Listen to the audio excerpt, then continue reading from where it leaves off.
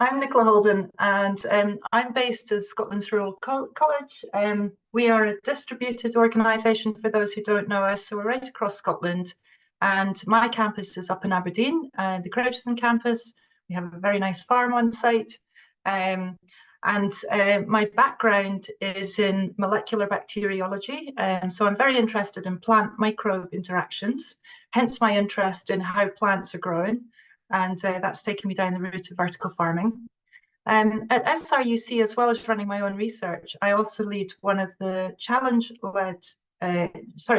centres that we've got for the main sort of challenges that are facing us globally at the moment. There's 3 of them, and one of them in food security. You'll be delighted to hear. So I look after that one.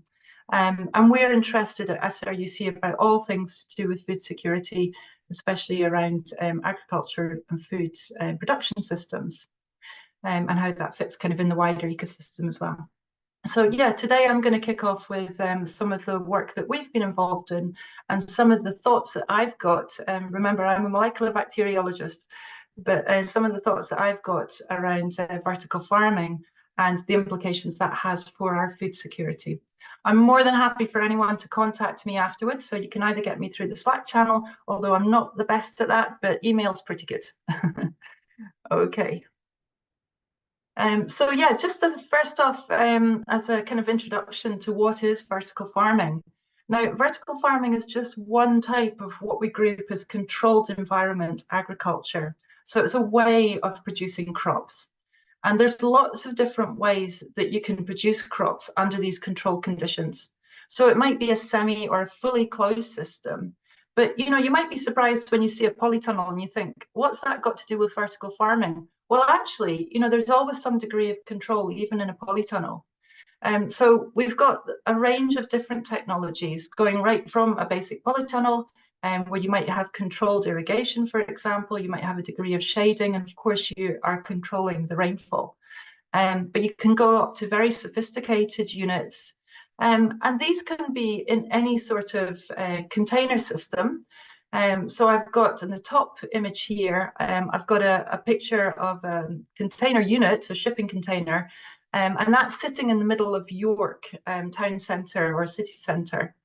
And so we see quite a few of these types of containers where they're quite small, but we can go much, much larger as well, up to big towers that can be maybe 27 meters tall or something like that. And we can also find a controlled environment agriculture in surprising places like subways, for example, or ambitious plans that we can see in the Far East as well for incorporating them in very, very heavily populated urban settings.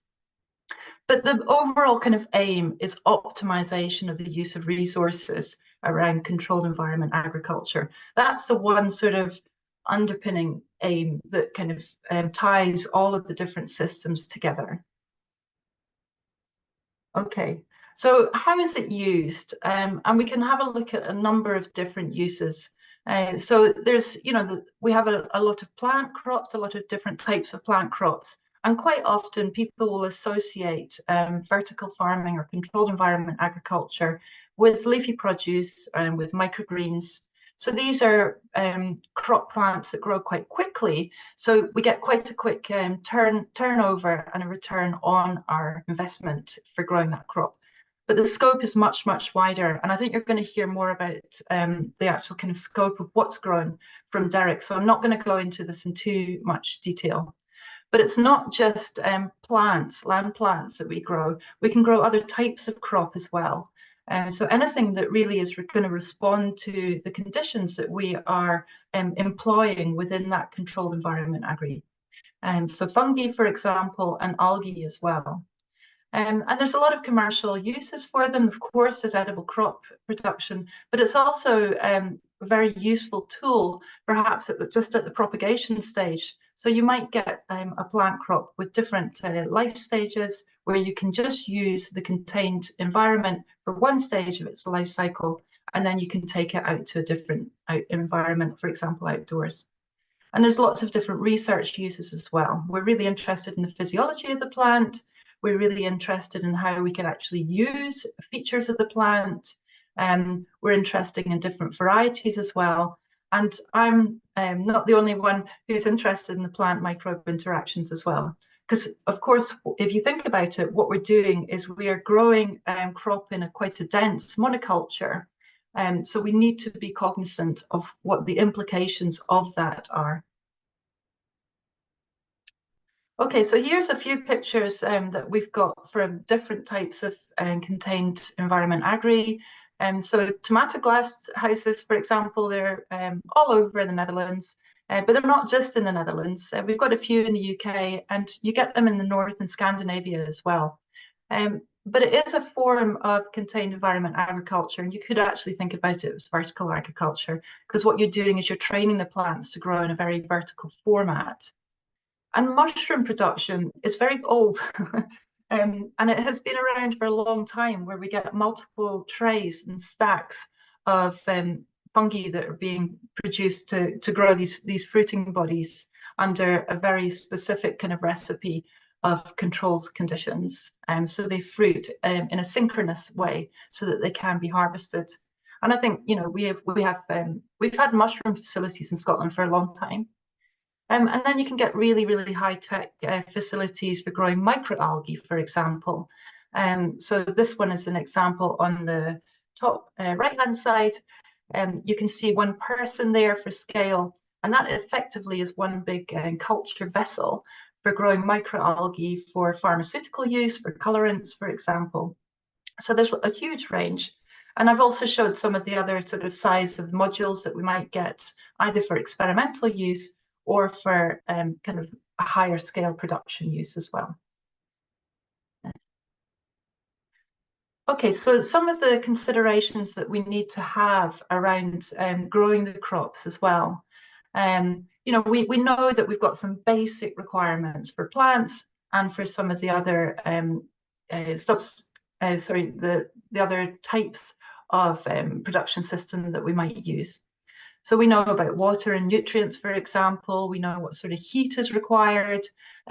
What's really interesting about the light is we can use our basic understanding of photosynthesis to optimize the recipe of light for increasing that plant growth. We know about what sort of nutrients the plants and other organisms require as well. And of course, they do need CO2. So that's something that a lot of people do overlook. But yeah, in some instances, we actually need to add CO2 into the controlled environment agriculture system. So again, it's another important consideration that can be overlooked. And if you're going to grow perennial crops, you need to think about pollination as well.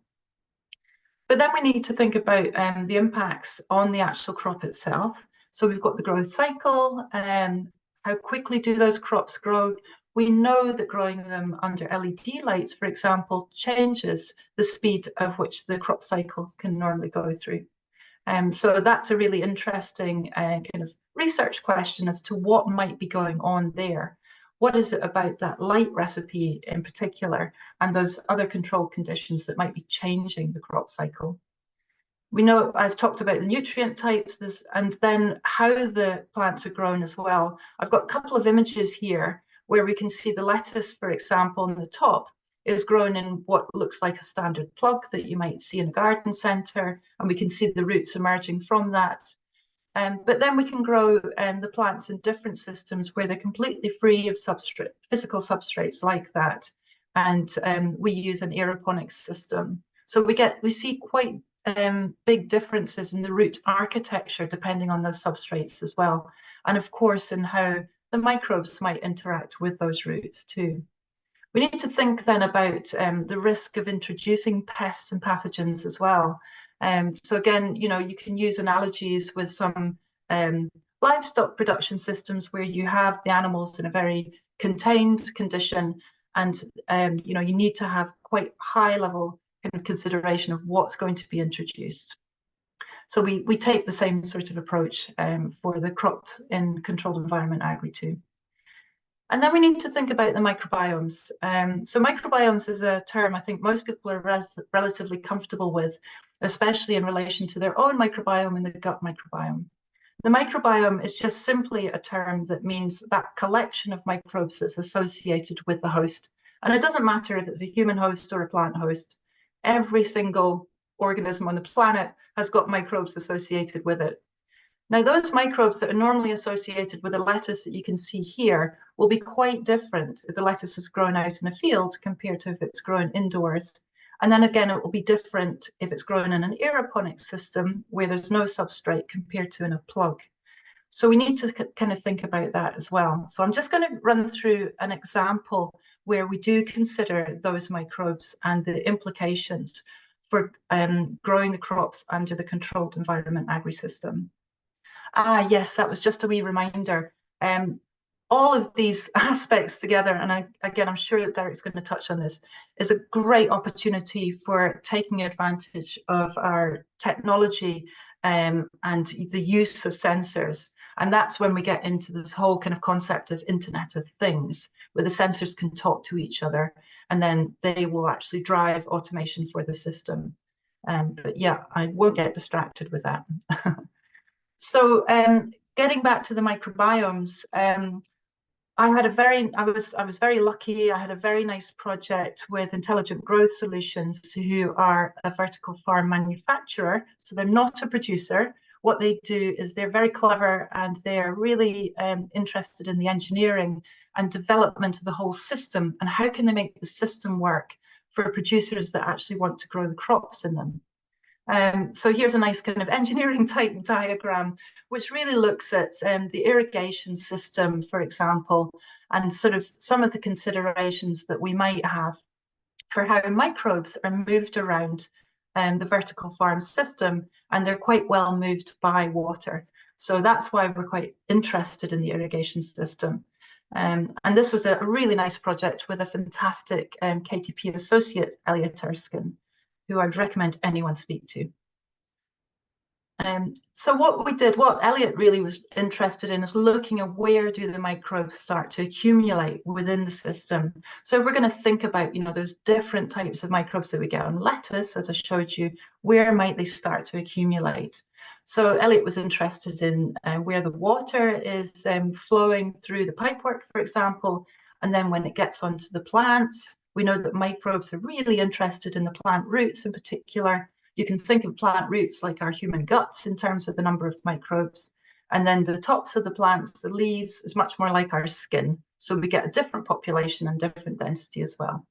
But the point is that Elliot used their knowledge and expertise on microbes combined with the kind of engineering aspects of the vertical farm situation to understand where the microbes were. And then what we could do is really take a risk-based approach to really thinking about some of those microbes that might cause harm to the plant. So interested in microbes associated with crop health, interested in microbes associated with food spoilage. So this is where the plant becomes the product, the food product. And do we see increases in spoilage, for example, because of some of those microbes? And also interested in food safety. So these are all kind of key underpinning aspects of food security. So if we can take this risk-based approach, what we can do is we can help inform the producers of where they need to apply some of these considerations when they're growing their crop. So what do they need to think about, and what sort of mitigations do they really need to put in place for that? One of the key things that we noted, though, was there was a huge variation between the different types of vertical farms in particular, but really throughout controlled environment agriculture. And that made it quite challenging when we're trying to make, a uniform message that we could actually put out there to the producers. So really thinking about how we can apply that kind of information. What we did was we worked with Food Standards Agency in really thinking about, how could we get this message out there? And one of the reasons for that, this is Food Standards Scotland, I should say, one of the reasons for that is because they have a really nice tool already on their website, which they tell primary producers, so crop producers, to go to think about some of the risks, microbial risks around growing leafy produce. So it was really relevant, to what we were doing in the controlled environment agriculture as well. So, we were talking to them and thinking about aspects like standardization, but how can we actually help, get the message out there? So we've sort of taken that one step forward, and now we're working with one of the umbrella organizations or one of the industry bodies to see about what sort of training we can put in place for the producers as well, considering those microbial risks. So it's I think it's an iterative process, but it's working quite nicely because we've been able to take some of the fundamental biology and some of that information about the engineering of the system, the information about the crops, put it all together and understand how we can actually apply that. And we're taking this as well for the crop microbiomes. We're kind of doing this in parallel with some of the other resources that are being produced. So this is another project that I'm involved in, where we're looking at crops and the microbes that are associated with them. And we want to kind of not just catalogue them, but understand them and then make those resources available for the community. So you can see how this aligns really nicely with what's going on under the controlled environment conditions, if we take some of what's going on in the outdoor conditions as well. So I think there's real synergy between these types of projects. I hope I'm doing okay time-wise. So I just wanted to spend a few minutes, if I could, just talking about some of the other projects that we've got going on at SRUC as well. And I think that these are quite nice examples where we're really combining the research and the education piece as well as the consulting side. So at SRUC, we're very lucky that we have SAC Consulting, and they work directly at that industry interface. So they'll take what we're doing on the research side, they talk to the researchers, and then we've got that kind of pipeline right out to industry. So on the left-hand side there, we've got a nice kind of demonstration of what we were doing at the Royal Highland Show last year, for example, where one of the researchers, CJ Lang, he was looking at what we call the orphan crops, or those kind of neglected crops. We know that, in terms of food security, we only really rely on 4 main crop species to produce most of our calories, which is a bit crazy when you think about the vast variety of potential food crops that we've got out there. So there's a nice piece of work at looking at diversification of crops as well. But really taking some of these crops where we know that they've got nutritional benefits. So here's a good example like purslane that CJ is looking at. And this is a Mediterranean crop. So in the UK, can it be grown under controlled environment agri-systems? And then can it actually be used as well? So what CJ's done is he's taken purslane, he's got a couple of different varieties of it. We know that it's growing very nicely in Scotland under controlled environment conditions. And then we've actually got one of the chefs, Morag Hamilton, who works at SAC Consulting. So she's taken the food product and she's making it actually into she's using it as an ingredient to make actual nice food products from that as well. So we were able to test some of these at the Highland Show. So I think that's a really nice demonstration of going from the fundamental work right through again to the actual food product. And that work's been taken forward now by a PhD student, Emma Irving, who's looking at other purslane varieties as well. So Emma's been collecting lots of different purslane species, and now she's looking at how we can get that optimal combination of the species and the controlled environment condition for something we think is actually going to be a beneficial crop. And then moving on into the middle, we've got a couple of different examples which are really around circular economy and circularizing, I can't even say that, circularizing systems in agriculture. So in the top, we've got one of the small units that we use as a demonstration unit, and it can also be used as a small research unit as well. So Robin Walker is working with a company, Pictish Worms, and they have vermiculture. So they're taking food waste, and then they're actually, what Scott's doing is that he's actually making nice recipes for compost with his worms as well. And then Robin's able to test them on different plant species in these little mini cubes that we've got. And that's a really nice little project. It works really well as a demonstration project as well. And then another project, going back to the units that I explained, it's in the middle of York, It's actually sitting in one of these trendy kind of regions where there's lots of containers that have been converted to food production facilities. And so we're interested in the whole kind of circularity and local food production. So this vertical farm produces a food product, it goes to a restaurant, and I'm interested in any waste that comes from that restaurant. And then we can look to see how we can actually process that waste and then use it as a plant food as well. And Peter Ball is really the brains behind it all at York University, and he's doing the modelling on it. And then finally, we're already teaching some of our students about the use of vertical farm, where we've got, Robin's taken some of the students out to a visit here for one of the sites.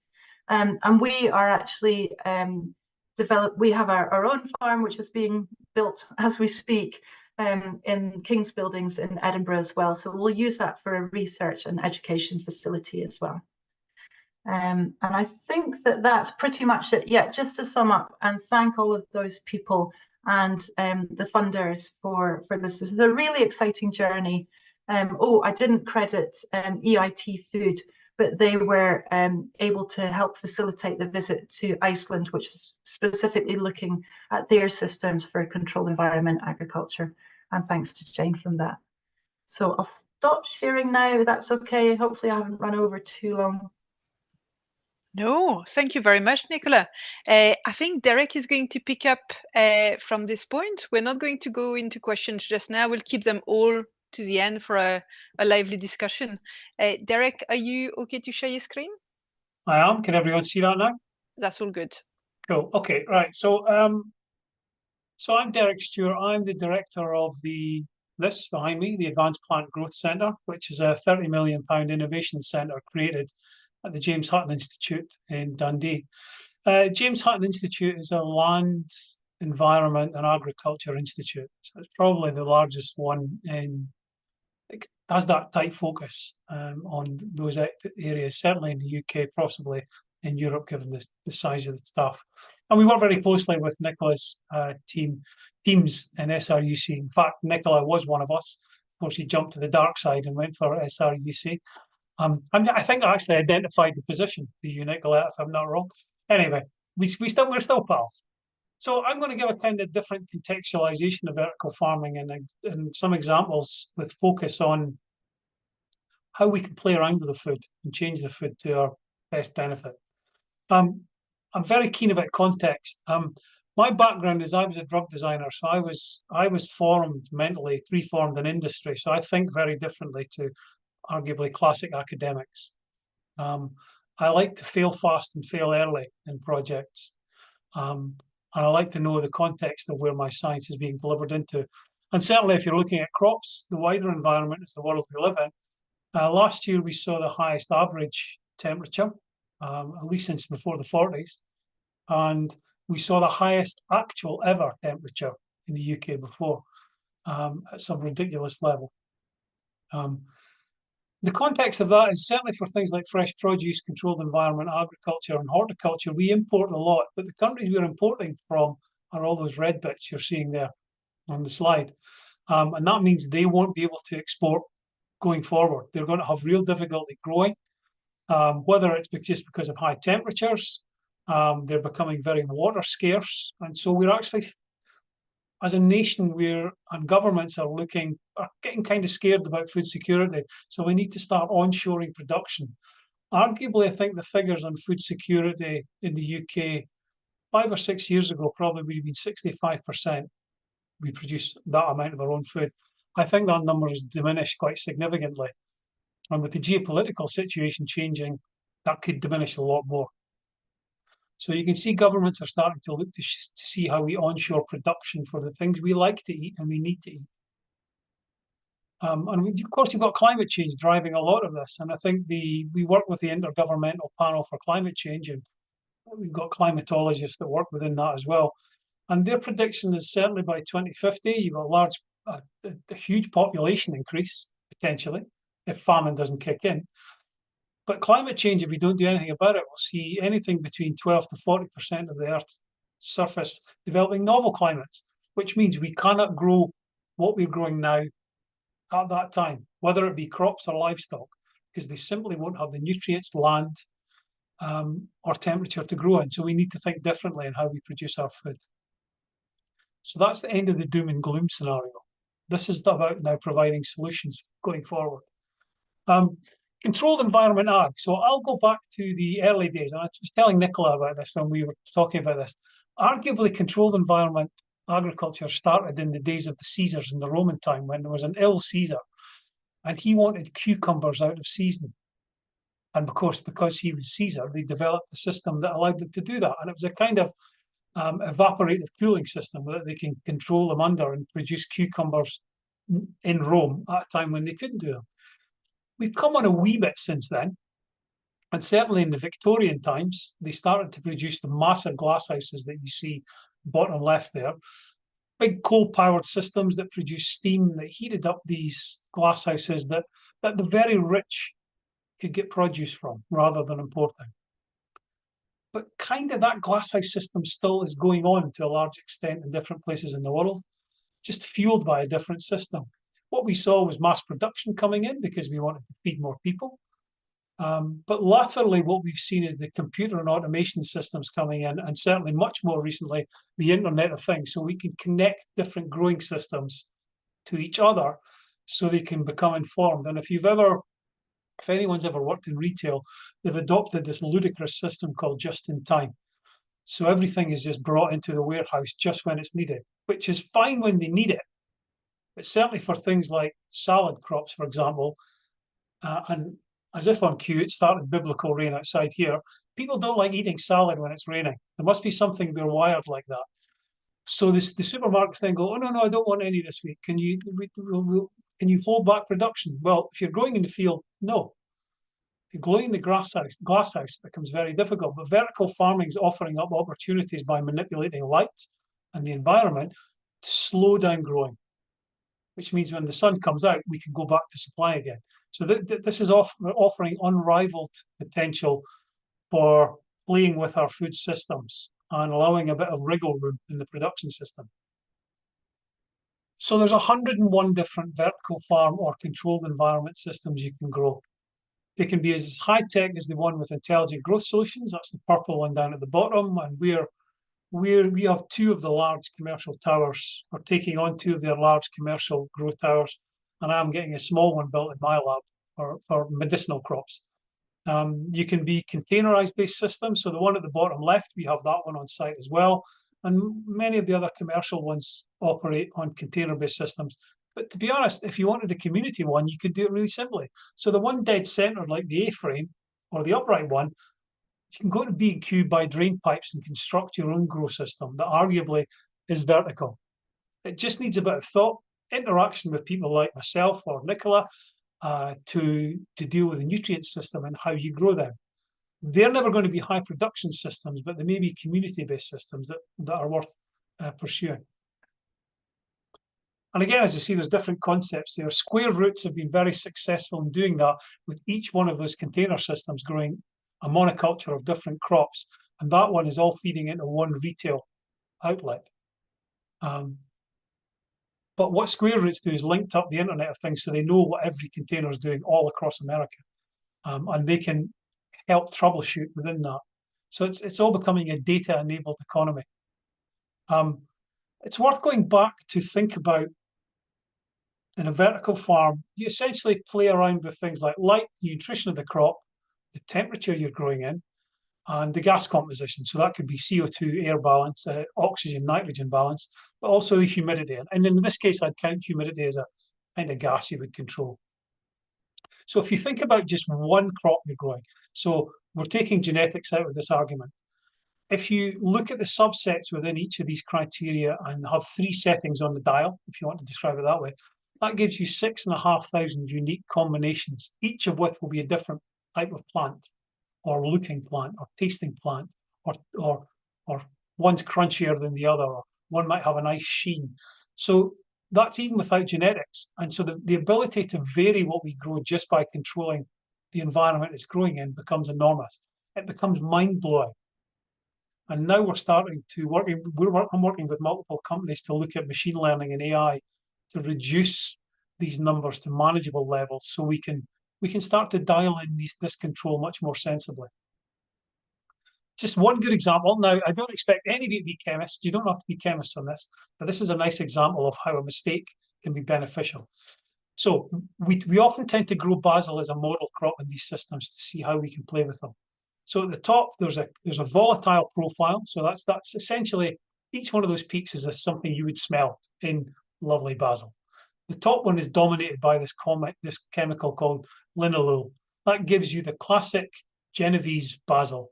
So if you like pesto pasta, that's the thing that's driving what you like. Someone dialed in the wrong blight recipe. It wasn't me, I know that for a fact, but no one's owned up to who it was.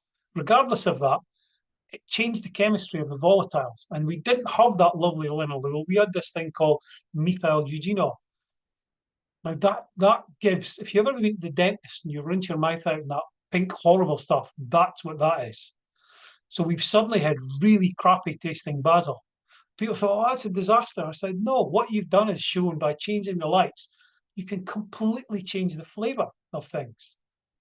And if you know you can change it, you can start to create bespoke flavors. You can enhance flavors. You can diminish flavors. And that's without changing the genetics. So from an industry perspective, that's mind-blowing. They've never had that ability to play with that before. But what you can also do over the top is play with genetics as well. So it's a kind of busy slide. It's a heat map showing the variation in these compounds in a range of varieties. And you would struggle to tell these varieties apart, and they're from different seed companies, but you can see by the changes in the colours, which represents different levels, they're all grown under exactly the same conditions. So the genetics will allow you to vary things.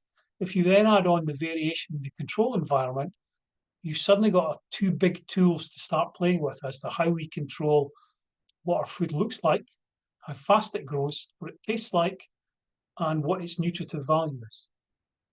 So what can we do then? So if we play under the light, so we've got 5 crops on this one: basil, chives, dill, kale, and spinach.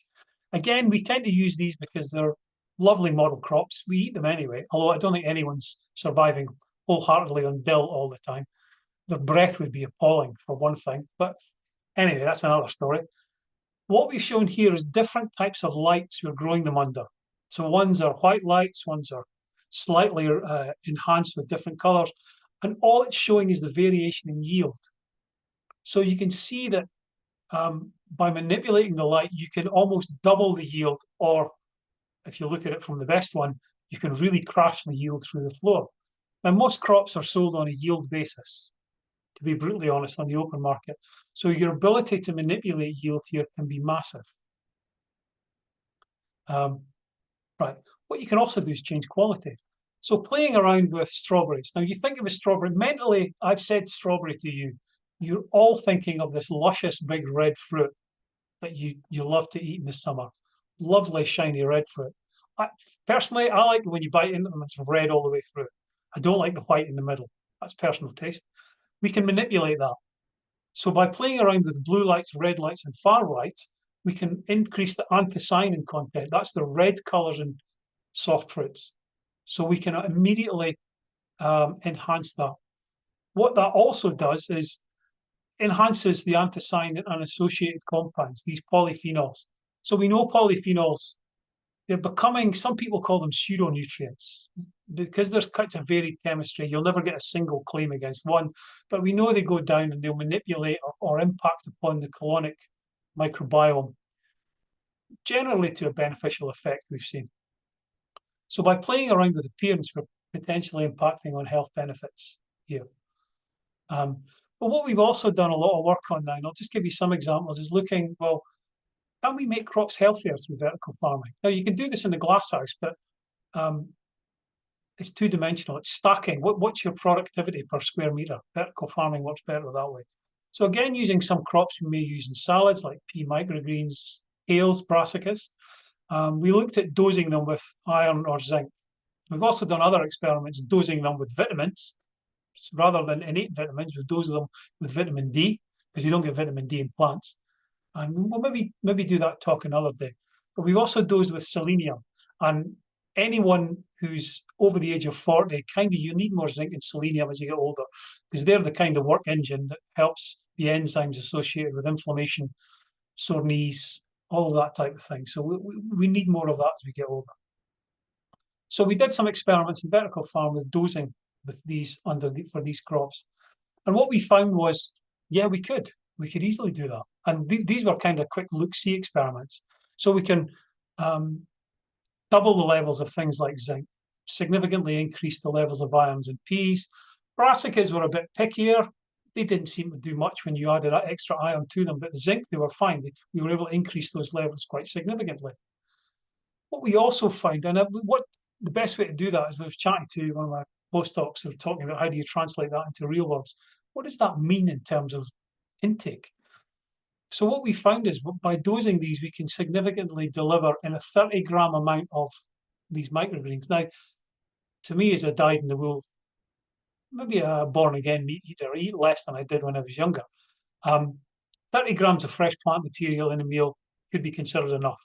For my parents, they probably wouldn't even eat that. They were hardcore Scottish ones, so it was very much potatoes and meat. But that's changing. So what we're delivering here, 30 grams of fresh plant material, that's your side salad, potentially. It's 40% of your recommended daily intake of zinc, or 28% of your iron. So we're starting to see what else we can play around with to enhance that. Can we double enhance, perhaps? And so there's experiments going on to look at that. What I would say is the ones that we've dosed and enhanced with zinc and iron, there's no impact on taste.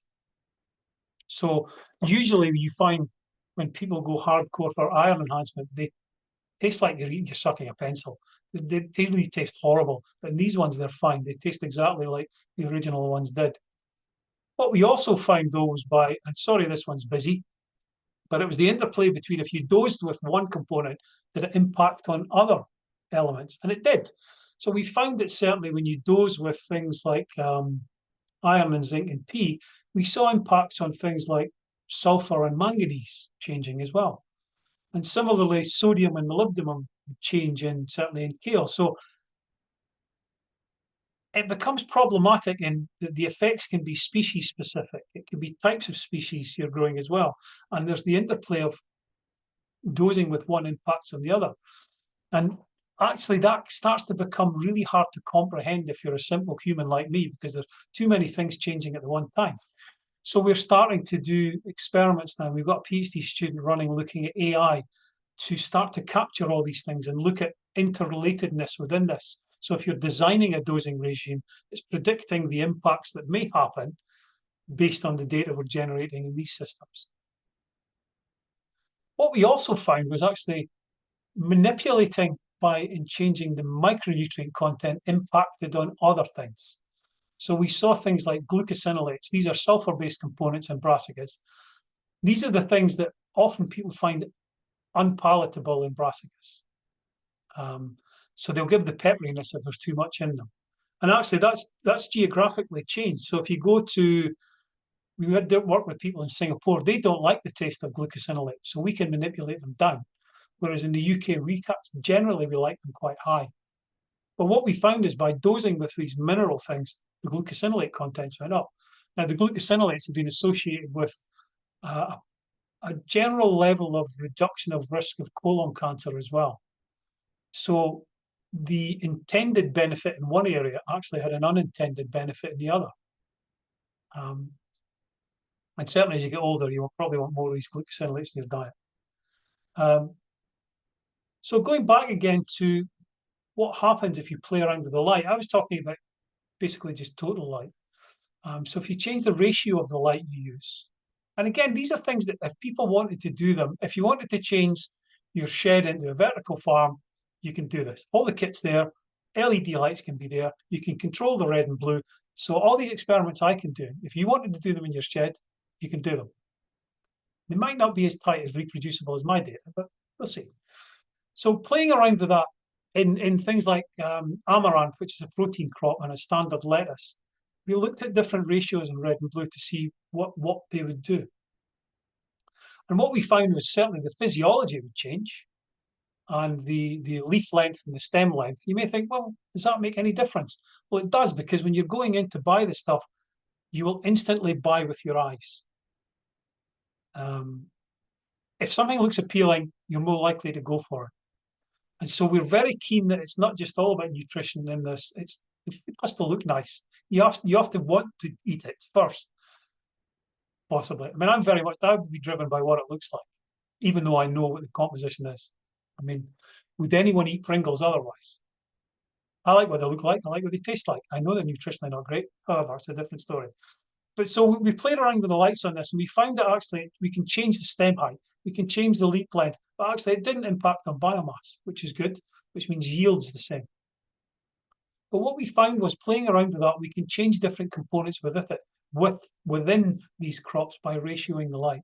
So that could be things like the total phenol contents, again going back to the potential impact on microbiome. The coloured components, whether it's anthocyanins in the red lettuce or betalains, which are a different type of coloured component, and they themselves also are associated with different impacts in terms of health benefits. But we can see it impacts on vitamin content, so we can play around with vitamin C content by playing around with the light. Other experiments we've done there is actually we can shock with the lights. We can shock with UV or high power. The plant just panics, and what they tend to do is it throws out vitamin C, because vitamin C is like a defense mechanism in plants. So we can up vitamin C by giving it a quick shock, kind of giving it a fright. And we can also play around, or by playing around with the light, the antioxidant content. Now, I'm kind of equivocal about measuring antioxidants in plants, because actually antioxidants don't necessarily translate through to impact in the body. The body's antioxidants are different from the plant ones. But generally what this means is polyphenol content. That's all very well, but the argument against vertical farming is always, well, is it sustainable? Because it needs a lot of energy. Well, I think we may have a way forward on this. First of all, let's consider productivity. So in studies we've done, and others have done it as well, looking at, if you take a model like lettuce, which is it's an easy one to grow, iceberg lettuce is massive, so it's a big crop. So if you're growing that in the open field, it'll take 250 litres of water for a kilogram of lettuce, which is a phenomenal number. And if you're thinking back to that earlier slide I showed about these places where you would normally import them from, they're getting kind of hot. There's an expectation that this year we'll see an even hotter peak temperature again. So we may not be producing that there anymore. If you're growing it in a glasshouse, you're 20 litres, but in a good vertical farm, 1 litre for a kilogram of lettuce. Now, bear in mind, a kilogram of lettuce is 90% water. So most of the water you're putting in and that goes out of the vertical farm is productive. It's going out in the crop. And similarly, the crop yield, comparing open field to vertical farm, there's a 20 to 30-fold difference in productivity. Because bearing in mind, if you're growing in an open field, you're growing in a season. In a vertical farm, the production season is every day. So it's 24/7, 365 productivity. And this, from a purely cynical financial point of view, is where it's attracting attention, as well as the security aspect. So it come rain, come hail, come wind, come shine. Doesn't matter inside. The plant's got its birthday every day, and we're giving it its ideal scenario to grow in. And again, with a vertical farm, it's not fixed in land. You could put it near where you want to produce. But again, that's predicated on energy. And going back to that point, we also looked at that as well, because vertical farms will consume energy. We need to turn the lights on, we need to control the temperature, we need to feed them through mechanized systems, and we need to control humidity. So again, if we use lettuce as a model and look at the CO2 equivalents per kilogram produced, we calculated the figures for a glass house in the winter in the UK, the glass house in the summer, which is the second one, UK open field, Spanish open field, and vertical farming with a mix of energy mixes. So the red one is a vertical farm with probably the average English or European energy mix. So it's very fossil fuel driven, gas driven. But you'll see the rest of the ones in the vertical farm, 2017, 19, 2020, and 100% renewables. That's what Scottish Energy is like now. So we're running on a very substantial, if not sometimes total renewable energy base driven by wind and hydro. So you then think, well, will that not, and because that energy is expensive. We all know that for our fuel bills. So you're starting to have places that will have their own renewable energy. You look at a lot, you drive a lot of farms now, they've got their own wind turbine. They've got anaerobic digestion plants. Some of them may have aspects of hydro. Some of them may have actually drilled into the ground and got ground heat pumps. So they're generating their own energy. So they're not paying for that energy anymore. So that energy can be used to fuel these vertical farm systems and produce very sustainable crops near to where they need to be used. The other thing, and it's kind of going back to what Nick was saying, the plant's food sources, they need light and they need CO2. So what we've been working with now is working with the thought of putting vertical farms next to energy to waste systems, because they often create electricity, but they create a huge amount of heat. And we're working with one locally that's producing as a waste 130-degree steam that's not used. So we can take that heat and convert that heat into electricity, or use the heat directly to get the plants up to temperature, or actually convert that heat into electricity to cool the plants down. You'll find in a lot of vertical farms, heating up's not a problem, it's cooling them down. But also because you've got, in industrial processes, most of these things have got plumes where they're pumping out their exhaust fumes. Now, the majority of that's CO2. So we can clean the CO2 up, take the NOx and the SOx, these nitrogen and sulfur-based oxides, and plumb that CO2 back in to take the ambient CO2 level up to 2 to 3 times ambient. And the plants just eat that stuff up. You can increase productivity and yield by 20% by increasing CO2. So it's thinking differently. So one of the projects I'm trying to work with and working with local people is the development of the next large hospital in Dundee may have a vertical farm next to it, because it's got a massive boiler house that will produce heat and CO2. But you've got a ready audience that will need maybe highly nutritious crops going into the menus. Now, it might just be for the cafe, for the staff. That's fine. But you've got the potential to tailor things in there. So the vertical farms of the future are probably going to be in systems like this. So you've got the big vertical farm there next to glass houses with multiple different energy uses around them. So, and actually Scotland as a renewable country, they might be the big place where we'll be producing fresh produce for Europe going forward.